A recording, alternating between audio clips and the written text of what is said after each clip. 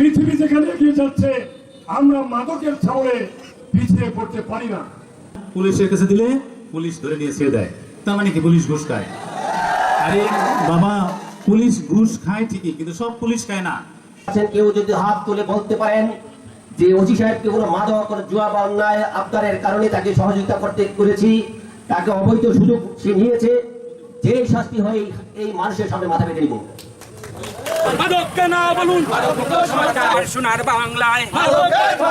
রংপুরের ভাঙ্গায় বিক্ষোভ ও সমাবেশ করে মাদক ব্যবসায়ী এবং সেবীদের প্রতিরোধের ঘোষণা দিয়েছে স্থানীয় বাসিন্দারা।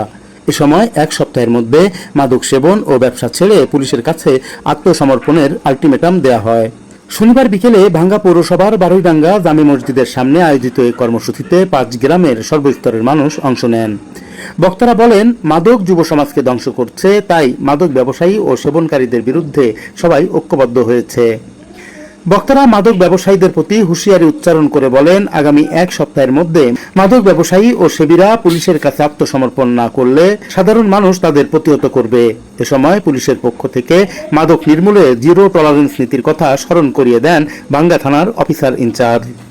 ভাঙ্গা উপজেলা কৃষক দল নেতা মাহফুজুর রহমানের উদ্যোগে এবং ইব্রাহিম মুন্সির সভাপতিত্বে অনুষ্ঠিত মাদক বিরোধী সভায় উপজেলা বিএনপির সভাপতি ইকবাল হোসেন সেলিম, সাধারণ সম্পাদক আয়ুব মোল্লা, ভাঙ্গা থানার অফিসার ইনচার্জ মিজানুর রহমান সহ কয়েকশত গ্রামবাসী উপস্থিত ছিলেন। একটা বাবা, একটা পরিবার অনেক কষ্ট করে তার সন্তানদেরকে লেখাপড়া করায় অথবা কর্মজীবী করায়, বিদেশে পাঠায়, জমি বিক্রি করে হাড় ভাঙা খাটুনি করে যার যে সামর্থ্য সেই চেষ্টা করে আগামী দিনে সন্তানের দ্বারা আমি আমার পরবর্তী জীবনটা, আমার শেষ জীবনটা সুস্থ সুন্দরভাবে যেন কাটাতে পারি। আমাদের পিঠ এখন দেয়ালে ঠিক গেছে। আমরা যদি এখন বলি যে আইন হাতে নেব না, ওনাদেরকে বুঝাবো, বুঝবে ওনারা? আজকে 20 বছর ধরে ওনারা এই কাজ করে আসতেছে।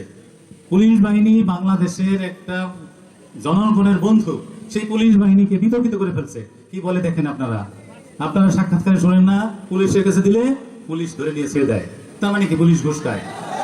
আরে বাবা, পুলিশ ঘুষ খায় ঠিকই, কিন্তু সব পুলিশ খায় না।